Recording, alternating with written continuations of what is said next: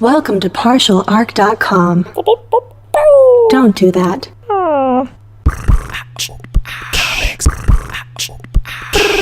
I'm here to save the day. I'm here to save the day. Soon I will be invincible. Because comics. Welcome to Because Comics. This is episode 50. I'm your host, Jay Jones, and I'm joined by my co-host, the crystallizing Mike Christensen. Shazam! I don't know how I never put this together. Christensen and crystallize. I mean, it's almost there, right? And also Crystal Panson. And crystal. I mean, you are, and of course, because you are in fact made of crystal. It's kind of been staring you in the face for 50 really episodes. Has. Now, I mean, I gotta ask you a question. Do you ever shave a little bit off to, maybe pay some bills? Maybe. Jay, I would never. Oh, guys, it's our 50th episode. It is our 50th episode. We've been doing this 50 times. Wow, can you believe it? No. Will we make it through this 50th episode alive? I don't know the answer to that, Jay. Let's bring out the giant spider trap. Oh, God.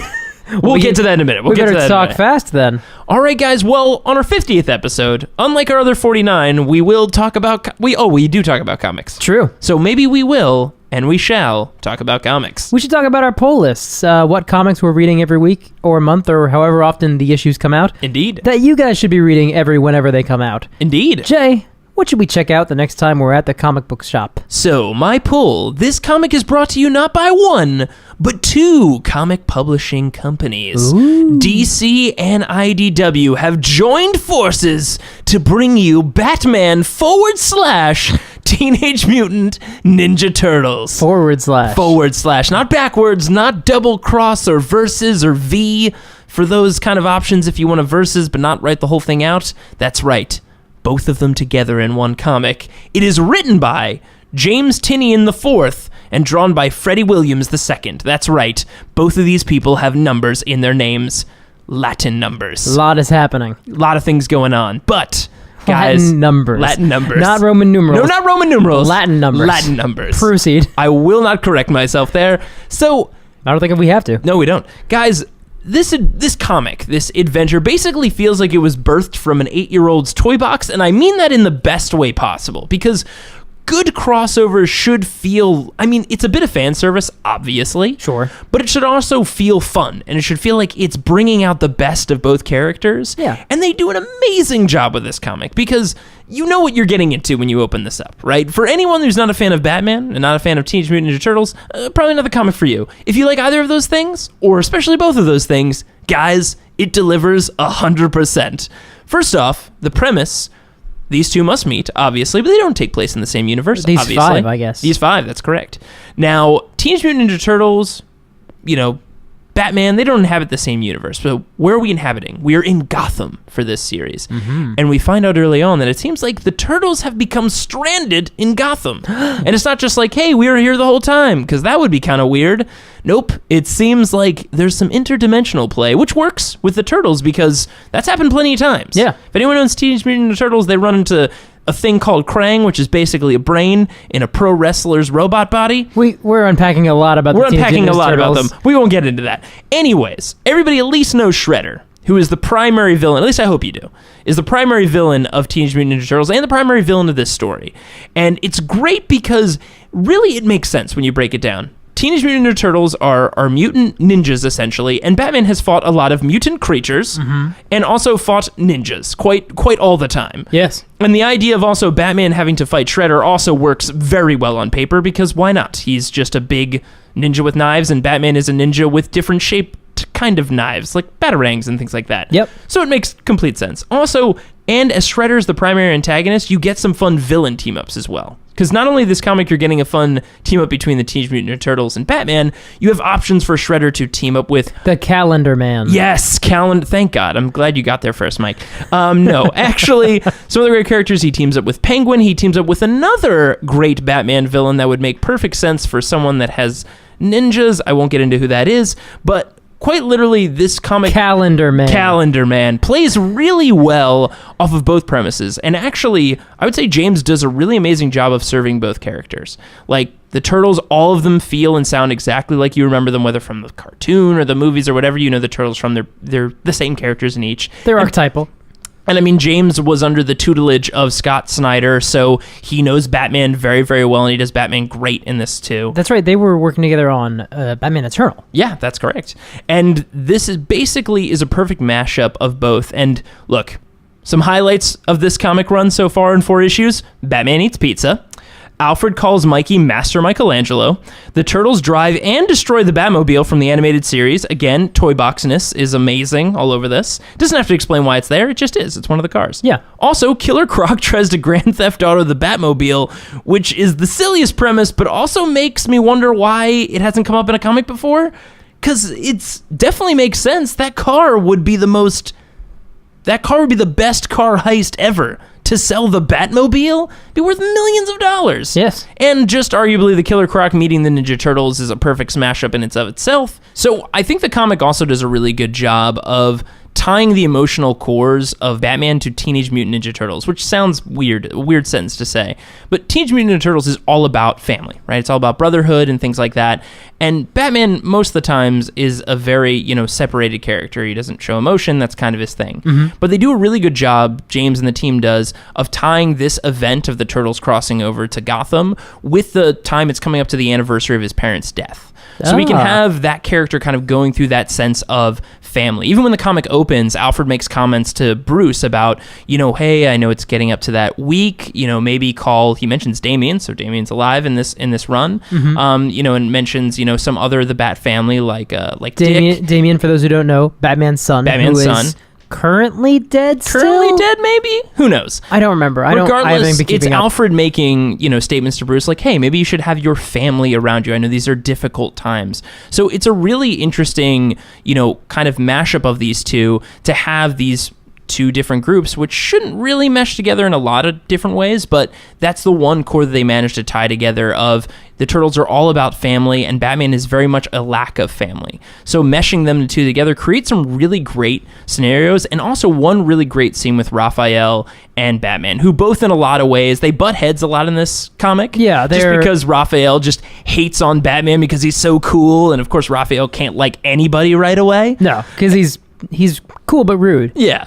And there's actually a really great scene where Raphael storms out of Wayne Manor in his trench coat and his hat, just like the movies. And there's actually a line of him being like just walking in the rain for such a long time. It's like, man, you couldn't live any closer to the city, Bruce.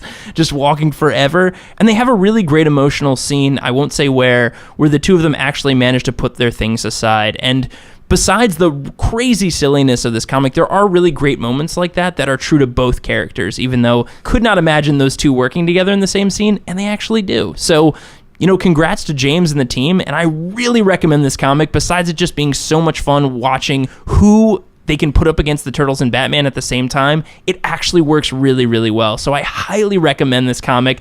Outside of it just being zany, it actually really engaged me. So check it out, guys. Mike, what is your pull? My poll is, somewhat unsurprisingly, an Archie comic. That is very surprising. Very unlike me. It's an Archie comic. It's the reboot of Jughead. Jughead written by Chip Zdarsky and art by Erica Henderson, who we know from The Unbeatable Squirrel Girl. Yes. This comic's great. This comic's just super fun. Jughead is a lazy slacker, but he manages to work within the rules. He doesn't really get in trouble because he obeys the letter of the law. He puts the energy that other people put into following the rules into not following the rules, and somehow makes it look effortless. However, there's a new principal in town. Oh. And he is having none of Jughead's shenanigans.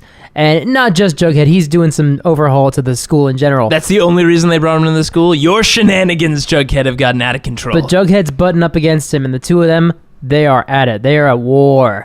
Also, every issue has a feature, like somewhere in the issue where Jughead falls asleep and has a dream sequence. Oh. So in the first, there's this multiple page Game of Thrones parody. In the second, it was Jughead Time Police, which, by the way, was an actual Archie comic book. Whoa. I'm trying to find it so I can talk about it on the show someday. Time Police is, it's amazing. In the third one, they did The Man from Riverdale, which is The Man from U.N.C.L.E., which Archie has shown up in those comics as The Man from Riverdale before, but in this one, it was like, no, it's Jughead. Jughead's The Man from Riverdale. I think the fourth one is a pirate one. Why not? It's just fun, guys, and they're always somehow related to what's going on. It gives him the idea for this is how I'm going to circumvent his rules this time. Oh, so each adventure is just how he can get around the principals? The principal's rules, yeah. That's each comic. Nice. It's basically him butting up against the principal in a new way. But it escalates pretty quickly. I don't want to say how, but in issue 2 and 3, like, it does jump up a notch in terms of the consequences of this, like, rivalry of sorts. So, for example, the first issue is the principal coming in and kind of shutting down the lunch program and making it more healthy and more, recommended for blah, blah, blah, and it's not hamburgers. And Jughead, hamburgers are kind of his thing. Kind of his deal. Kind of his main thing. So he goes to the home ec department, learns how to make hamburgers. Oh, yes, of course. And it plays like a montage, like this moment of like, he's found his calling. And then the teacher's like, you'll come back tomorrow. He's like, no, I learned how to make hamburgers. I'm good now. Bye. And then he goes and he manages to find a way to establish hamburgers into lunch without breaking the rules because he's Jughead, and that's kind of the fun of the comic. Wow. But the moment when he learns how to make hamburgers is delivered like a scene from Ratatouille, where it's all like, it was intense, it was a ballad of ground beef. But basically it's just this fun comic. It's just like, guys, read Jughead. It's delightful. I have no more to say. End of line. It sounds amazing. All right. Well, guys, those were our pulls, and that'll take us to our main segment. Mike, kick things off. World's Finest, number 153, The Saga of Superman vs. Batman.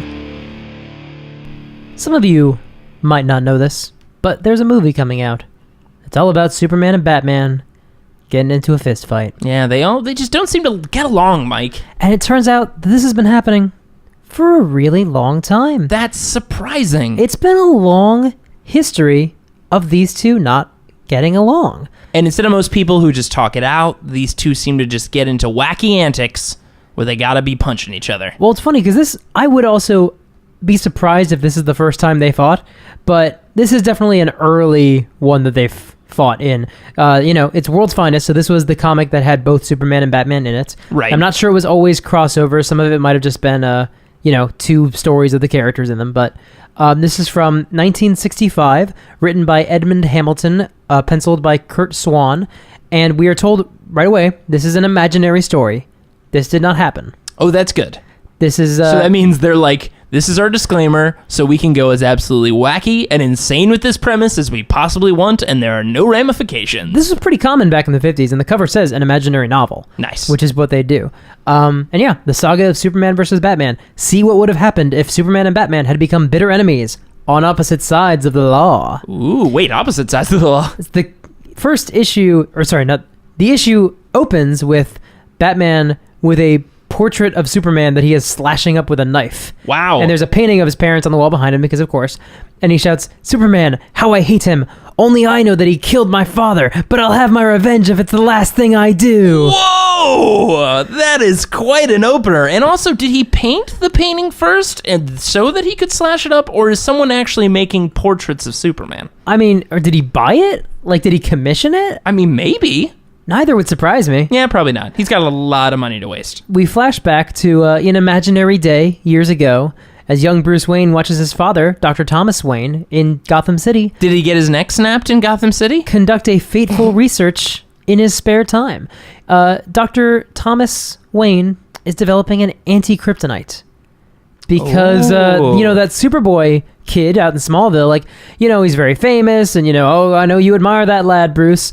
Trying to, make him immune to that mineral that can harm Superboy. And That's amazing that he's dedicating his time to just helping out this random kid. What a nice guy, Thomas Wayne. He's nice. But then, Superboy shows up and says, look, I would love to have some of this. The evil Lex Luthor, the youthful criminal scientist, plans to use green kryptonite against me. I could use some of your new serum. And Wayne says, I can't give it to you right now. Come back later. And Superboy flies away, and Thomas Wayne says, I hated to turn him down, but that serum hasn't been tested yet. It might harm him. If I told him that, he might take a chance with it anyway. I can't risk that. And Bruce thinks he sure looked disappointed, almost angry. And Bruce comes in that night when he hears a sound in his father's laboratory. He comes in, and his father's lying dead on the floor, and this red and blue streak flashes out the window. Oh, no. And sure enough, his dad's skull has been fractured. Not a traditional Superman kill, so as if by some super hard object. The killer flew and wore the colors of Superboy's costume. The kryptonite serum that Superboy wanted is gone. He obviously came here to get it. And when Dad discovered him, Superboy must have knocked him out of the way. The terrific blow must have killed him. The terrific blow? Yeah. It's a weird way to describe the blow that killed your father, but go on. Not in the 50s. Superboy killed my father for that serum. Nobody would believe me. I have no evidence, but I know he did it, and I'll bring him to justice if it takes the rest of my life. Awesome. So, meanwhile, Superboy is lurking over young Lex Luthor and like, oh, I'm sure he's got that green kryptonite hidden against me, but I can't find it. Oh, wait, I hear something. Oh, Thomas Wayne's been killed. And he rushes over to Thomas Wayne's lab and says, like, look, I'll do anything I can do to help find your father's killer, Bruce. And Bruce says, listen to that smooth-tongued rat with his phony sympathy. So, of course, he, after his father's funeral, he goes to prepare to become the world's greatest sleuth. Also, his mom died years ago, and whatever. Not at the same time. Just his mom is also dead. Okay. Was it a terrific death? Probably not. It didn't sound like it. Too bad. Anyway, he takes on this secret identity so he can, use his detective skills, but, Superman won't suspect him. He becomes Batman. He ends up fighting crime and being a crime fighter. Nice. Sort of having the career we know. He ends up meeting a young orphan whose parents were killed in a trapeze act, and he says, well, trust me, I know what it is to be an orphan. I want you to be my sidekick. We'll call you Robin. And sure enough, he says, at some point, the fateful day comes. We're going to Metropolis tomorrow, Robin. I've got business with Superman. Robin, of course, super excited to meet Superman. That sounds awesome. Yeah, it's like, oh, great. But Robin goes downstairs and he sees Batman talking to his parents, painting, as he is wont to do. Oh, good. The time has come for me to avenge you, Dad. Again, I'll speak my vow. I'll end Superman's career forever. And Robin is like, wait, no, what's going on? And first off, super creepy. These people are dead. Second, I'm glad you overheard me, Robin. It's time you knew. When Superman was still Superboy, he killed my father. And now I'm going to make him pay. You must be wrong, Superman. It couldn't have been Superboy. He could never kill anyone. Isn't it weird that I made you join this murder cult about Superman? And Batman slaps Robin in the face. Whoa, is this? This is the comic where that panel comes from. This comes from that comic? Yeah. Wow. That's amazing. And the line of dialogue, which we always see, written over. Something else written over it. Yeah. The first dialogue balloon is Batman's. And he says, don't tell me I'm wrong, you brat. Proving Superman's guilt is my whole mission in life. And Robin's response is, ow, Batman, your grief has obsessed you with this idea of vengeance. I beg you, give it up. Robin's a little late to the party on the whole give up the quest for vengeance, Batman. Dude, he's spent years dressing up as a bat and training to only do this. Pretty sure your singular statement is not going to sway him. Also, since his father got killed by a punch, does that mean Batman is like, no, fists are what the enemy use. We use guns and missiles. Because his parents weren't killed by a gun. He's pretty much just Batman. Maybe his mom died of a gun. We don't know. Yeah, we don't know. It wasn't a terrific gun, though. That's all we do know. Batman said, I took you in as a partner, taught you all I know. Are you with me or against me? And Robin says, in a plan of vengeance like this, I can't be with you. So Batman uses, the hypnosis machine from the Crime Doctor and wipes out all of Robin's memories of being Robin or being adopted and just drops him off at an orphanage. Wait, what? Yes. So Robin, years after being adopted and being Robin. We don't know how long it's been, but at most a couple years. He's lost quite a bit of time. At least a few months. He also doesn't know why sometimes when kids touch his shoulders, he flips them around and breaks their arms. Yeah, I mean, this dude's life has been ruined. Yeah. He's like, oh my God. This is a great premise for like a Jason Bourne Robin series. Yeah, it is, actually. He wakes up in an orphanage and he's like, I know all these kung fu tricks and I know how to mix chemicals to make smoke bombs. Who am I? It's a great Matt Damon. And anyway, Batman, having basically ruined his sidekick's life, flies to Metropolis. Batman realizes that the anti-kryptonite serum must still be in Superman's Fortress of Solitude. Right. Because that's the evidence he needs. But he doesn't know where that is. So true. he goes to Metropolis, camps out, he hides his plane on a building, he covers it with a tarp shaped like, or colored like the building. Sure. He climbs into a water tank, basically one of those water things that's on top of roofs, but it's empty for some reason, whatever. Yeah. He drills holes in it and has a sniper rifle. Whoa. A pressurized air rifle, but whatever. And what does it fire? Superman flies by and it fires a tiny little thing that sticks to his cape with a little radioactive head that Batman can use to track Superman. Oh. Now he just has to hope that Superman gets the itch to go to Antarctica? But Superman hears this hiss and thinks, whoa, I should figure out what that is. Whoa, hang on. Well, actually, first he thinks, I should figure out what that is. It could be Luther. Which is fair. But instead he hears distress, this, radio bulletin, and he goes to Brazil. No, I'm sorry, it's not really Brazil. It's Gonzalia in South America. Of course, everyone knows about Gonzalia. They put on a lot of great soccer matches. There's a swarm of marching army ants that are going to eat everything they destroy. Because that's a thing. And it looks like a sea of army ants. So Superman builds a really fast bridge, and all the ants just march over the bridge, and they don't harm the village. And that's nice. Meanwhile, see, I guess those ants just wanted to get to the other side of the village. They don't want to eat anybody. Yeah, they're fine. And then those ants just kind of do whatever's in front of them. They're like, people will eat it, trees will eat it, whatever. Yeah, exactly. Then Superman goes to Metropolis, and he's like, well, I should figure out what that odd hissing sound was earlier. Wait, hang on. And he hears this other hissing kind of thing as this gas is being released into the city. It's being released into people's homes and being released into the streets, and he sucks it all up and flies into the stratosphere to get rid of it. But everyone's been knocked out by this gas, and these gangsters in gas masks are walking through the streets, and Superman's gone. Oh no. But you know who's not gone? Batman. Batman's still in the city. And he jumps down, he knocks out a couple of the guys. One of them gets away. Turns out that one was Lex Luthor. Oh. And Batman catches these guys, and Superman flies in and says, wow, I've often heard of your great feats. You showed up just in time. Are you here on the trail of a criminal? Yes. I'm out to bring a vicious killer to justice. You have done me a big favor, even though Luthor got away. Wait, what was that, Superman? What are you doing? What? I want to do something for you in return. Wait here while I take these thugs to jail. And then he flies away, takes the thugs to jail, comes back with a flying belt. Nice. He just keeps these around? He made one for Superman or Batman. He made one for Batman, I guess. Whatever. He has a flying belt. Don't worry about it. That's cool. And Superman doesn't realize this gift will help me prove his guilt, or that he himself is the man I'm after. How is that going to help prove his guilt? Because he can fly now. It's pretty useful. It's going to help his detecting, I guess, into cloud-like crimes. Well, it helps him when he eventually tracks Superman to the Fortress of Solitude. I'm sure that flying belt is faster than a jet. Well, he flies there. Great. He flies all around the world, following up all these leads on, where Superman went, following the trails. He's like, yep, I heard about that. I heard about this, where he, he built a wall around this island that's suffering from monsoons, or from tidal waves, rather. Not monsoons, that'd be horrible. Yeah. It's suffering from tidal waves that we haven't even gotten word of that yet. But when he gets to Antarctica and he sees that big golden key, which he thinks is disguised as an airplane marker, so I guess that's a thing. Sure. I guess that's the design. I don't know. We clearly don't use those anymore. But then he finds the door. And he could crawl through, but it looks too easy, and he checks. And there's an invisible laser that would sound an alarm if he crawled through this big-ass keyhole. So instead, he chips a little bit of rock off the top of this door frame and chucks it in to the keyhole. And it sounds the alarm, and Superman flies in. He opens up the key with his big-ass golden key. Yep. And goes inside. He's like, hello, anyone here? What's going on? I like that that's his, hello, is anyone here? Yeah, I can't see through the walls. Did anyone break into my house? And then Batman flies in. He hides behind a lead-lined whatever the hell. And it's good that Superman keeps those in his house. And then he throws another rock into the path of the sensor.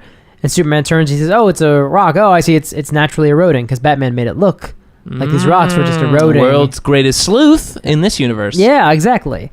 He's still a detective. He's detecting crime. Mike, he's a sleuth, okay. And then he, Superman's like, all right, I guess that's all it was. And he closes up and leaves, sealing Batman inside, probably to die. Well, no, he could crawl through the keyhole, so it's clearly he can get out. There's air. And he can get out, that's true.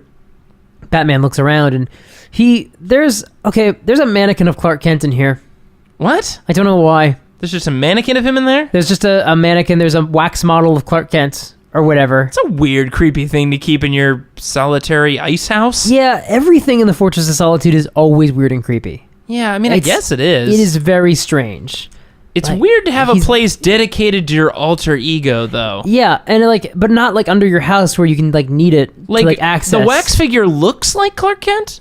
Yeah, no. So he made a wax figure. Or it's a robot, but it's clearly on display It's standing there with a pen and pad in its hands. That's so strange. Yeah, and like it's right next to like a sign of like, you know, like framed newspapers and things. And Is like Batman just like, look, I thought this guy was a killer, but clearly a psychopath. Actually, I'm on the right track. what he thinks is Superman's secret identity. He's reporter Clark Kent. But even that's unimportant compared to the finding the stolen serum. I must keep searching.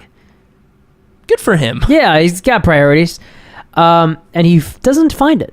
Oh. It's not anywhere. What? So he's thinking, you know, it's been a while. It's been a long time. Maybe he used it and, you know, we never heard about it. Probably did. And also, if he had it. he couldn't duplicate the formula, maybe. So I have no evidence. I'll never be able to bring Superman to justice legally. Ooh. So I'll take personal revenge for my father. And he takes one of the big ray guns that's hanging out and just shoots a hole through the side of the wall and just walks outside. Yeah, that's how ray guns work in ice. Yeah, pretty much. Or rock or whatever it is. And he flies to Lex Luthor. Because, you know, that dude would know how to kill Superman. Is it possible that this is the premise of Batman v Superman? Probable. Man, I hope so. And he takes off his mask and says, I'm Bruce Wayne. What? No. What? I'm sorry, that's the second panel. The first panel is, Batman, how did you discover my hideout? That's my Lex Luthor. Oh, that's good. Your hidden crime laboratory requires plenty of electric power. The records showed this empty warehouse uses lots of electricity. But I came here as a friend to ask you to help me destroy Superman. Second panel, takes off his mask and cowl and cape and things. I'm Bruce Wayne. My father, Dr. Thomas Wayne, was killed by Superboy years ago. Of course, I remember reading of your father's unsolved murder. I believe you're on the level. Wow, pretty much the dumbest thing Batman has ever done. To be fair, this is an alternate universe where he is the world's greatest sleuth, not a detective, so it's okay. I came here because I heard that you'd amassed a large store of green kryptonite to use against Superman. True, but I've never been able to lure him into a fatal kryptonite trap.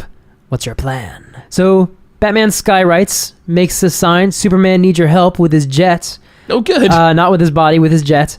Did Superman sit there like, well, he's in a jet, he's probably okay, but I'll just follow this, That's see the where this bat goes. plane. I'll go to Batman's aid at once. And he flies up, and Batman's hanging off the side, or he's like standing on the side with a rope, and he throws a green glowing batarang, which sticks to Superman's chest, and he can't pull it off. And then he drops, and he hits the floor, well, he hits the ceiling of a roof. He falls into Lex Luthor's lab, basically. Oh. Falls through the skylight into Lex Luthor's lab. Skylight was open. Pretty elaborate trap. Not super. Just like hit him at that one spot, he falls through the open skylight. I guess so. And they have him in Probably could have just said, hey, I'm dying on top of this roof, and then he comes to the roof, and then he falls right through. probably glass coffin full of kryptonite. Whoa! Superman's in it.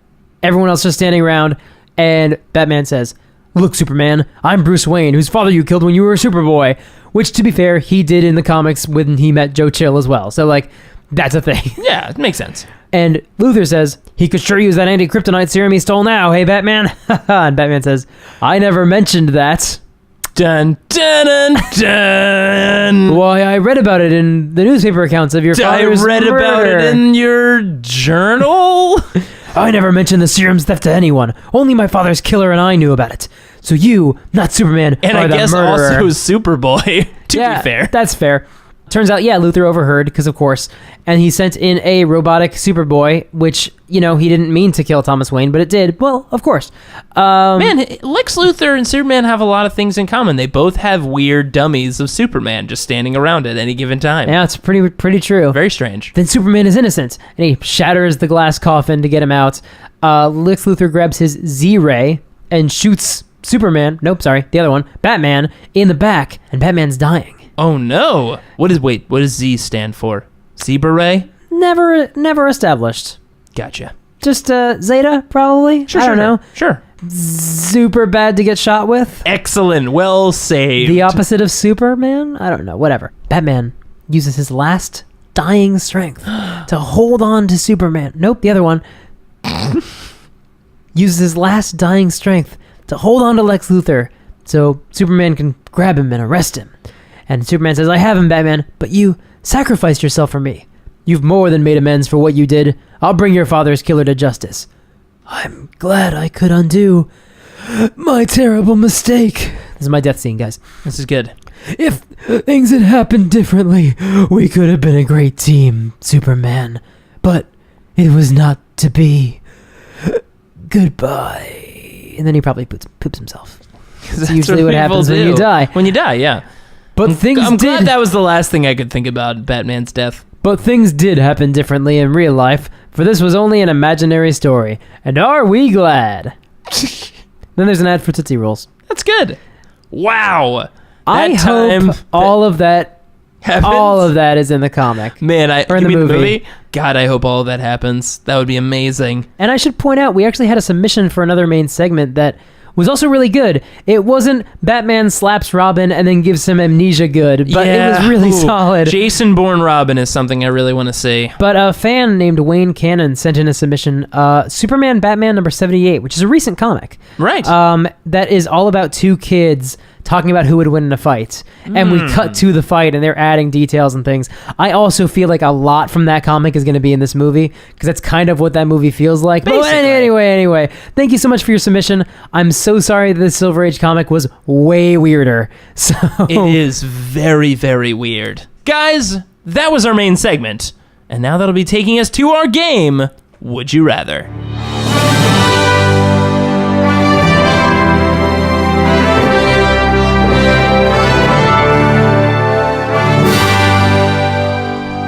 All right, this is our game, Would You Rather? This is like the regular game, Would You Rather, but we inject comics into it. it's our thing. Yeah. Now, Mike, apparently we have a submission for this Would You Rather. Is that correct? We do, from fan Guy Shawnee. Ooh. He sent me this one, and I think it's a lot of fun. It's also pretty appropriate with the Daredevil season 2 that just came out. Oh, that's right. Which we haven't watched yet because we record these a little early. That's true. We are probably watching it right now. We hope it's good. We certainly do, and the Punisher's in it, so this is kind of appropriate for that, and also Ooh. Deadpool, because that just happened. Would you rather be hunted down by Deadpool with only the Punisher to protect you, or be hunted down by the Punisher with only Deadpool to protect you? Ooh, interesting. I mean, right away, I probably don't want to be hunted down by the Punisher because... I mean, I don't want to be hunted down by either, but that's the premise. That's the premise, obviously. I mean, I have to choose. I'm in a world where for some reason I'm being hunted down by one of them. You've done something. Yeah, clearly. I mean, look, Frank Castle is just known for being persistent and also pretty good at what he does. Yeah. I mean, he's not Wolverine as good as he does, I guess, based on what Wolverine always says, but I mean, he's pretty good. He seems to always kill everybody. He's pretty thorough. Yeah, I mean, and Deadpool, I feel like I could distract him with like chimichangas or like a chicken or like bright lights, pretty much almost anything. He's like a cat. But he's also Killer. a pretty good strategist. I mean, he is. That's the thing, is like, and also he's pretty resilient. Like, he can do a lot. Fun fact, if I get killed by Deadpool, though, it'll probably be pretty comical. Like, if I gotta go out, I might want to go out in the comical route as compared to going out by what is probably just a shotgun blast to my face from the Punisher. That's an interesting point, but it might be humiliating. That's true. Better than average is that you will have swallowed a grenade full of confetti. And, I mean, he's not the Joker, but, like, you know... Like, there'll be dynamite up your ass. He could have, as in a previous episode, he could drop a piano on me, which, here's the thing. Would kill us. I'd be on the front page of a newspaper, at least. Guy actually killed by piano being dropped on him. True. More entertaining than back of the page, guy got shot in the face, obviously, by Punisher. I feel like neither one is good because, like, neither one of them is, like, worse at it than the others. You know what I mean? It's true. Not I mean, they both seem to get there each time. That's why it's like, which death would you rather prefer? I guess in the end... Because I can really picture the moment of, like, you know, Punisher's protecting you, but then there's that moment where Deadpool... Oh, that's right. I didn't think the other side of the equation is that one is protecting the other. Yeah, one is protecting you, basically. So I can picture that moment, though, with either of them of, like, look behind you. I already killed that guy. And that moment of, like, oh, no, I failed. I can picture that either way. Here's the thing. I would probably almost always rather have the Punisher protecting me than Deadpool because I feel like Deadpool is almost always going to colossally screw it up. He also wouldn't inspire the same amount of confidence. He would not. No, not at all. But, like, his quips would mostly be about how badly I'm probably going to die, which is not a great feeling. Yeah, that's true. Also, if I have the Punisher on my side, I have to believe that I am not done something wrong. That's a good point. Here's the thing. Because Deadpool, you can hire him if you're the worst person ever. Yeah. But Frank Castle operates on honor. He operates on honor and he operates on, like, just moral duty. Yes. So sometimes he gets it wrong, sometimes he's duped, but... True, but Frank Castle, like, You if gotta he's get on my side... Yeah. I probably Yeah, and again, we can't cheat. I can't say, like, if I have Frank Castle on my side, I could probably pull the Avengers in. But the point is, if Frank Castle's on my side, I could probably take shelter in, like, I don't know, like a police station. He wouldn't put me in a police station, but, somewhere safe. And also, Frank Castle probably operates in a location better and more fortified than Deadpool. Deadpool usually lives out of, like, slum apartments or, like, the sewer or, like, a car or a garbage can. Like, his life is literally not well put together. Right. He wouldn't have a good spot for you. While the Punisher will probably have, like, whatever his bunker looks like. It's going secure. to have secure laser grids, whatever the heck he needs. So if he's keeping me safe, at least if I go, one, it might be comical because the bunker wasn't prepared for piano level type droppings that were going to hit it. Yeah. But also, like, yeah, I'll make the front page if I get killed by Deadpool.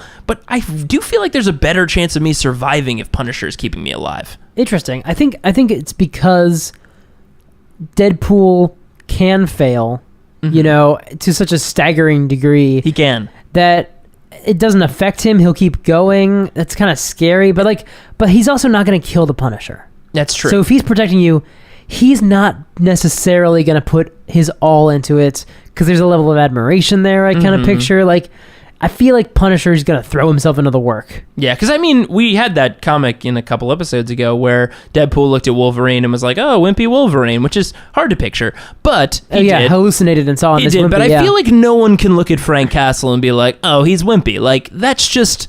No, like, everybody respects the Punisher. That's kind of his thing in the Marvel Universe. He is the boogeyman for heroes and supervillains. Yeah. For everybody. So I do think, Deadpool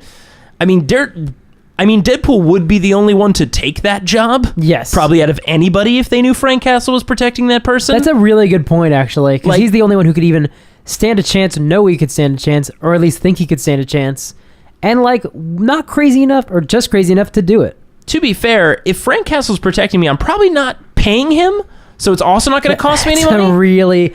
That clinches it for me. Yeah, I don't have to pay Frank Castle. That's the only reason. He's doing it out of some kind of duty or moral obligation, while Deadpool, I am definitely going to have to pay him to stop the Punisher from killing me, and probably a lot. Yeah. And he'll probably fail.